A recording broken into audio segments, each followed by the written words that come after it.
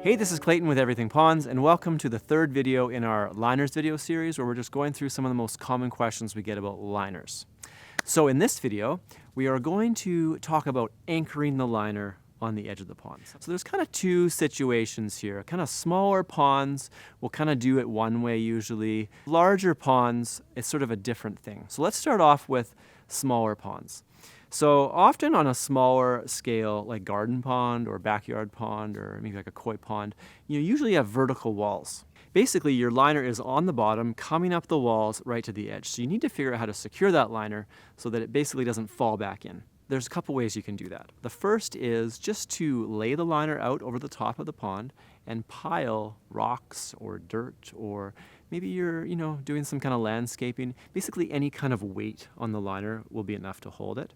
The second way is to actually dig a little anchor trench, it's called. So you actually dig a trench around the top perimeter and you actually lay the liner into it and then fill it back in. And then you don't actually have to have anything mounded on top.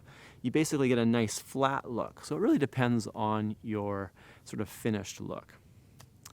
So for larger ponds, usually people go with an anchor trench. On a big liner, usually it's down a foot, over a foot. So you bring the liner up, you go down into the trench, you go over the bottom of the trench.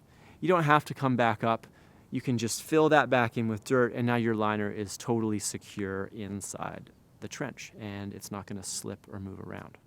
So the next natural question with that is, let's say you wanted to bring some soil or fill material over top of the liner to cover the liner. So in a small pond, a lot of people will build rock walls. If it's a vertical wall, you can build rock walls, cover the bottom with gravel, depending on the type of pond, and that kind of covers the liner.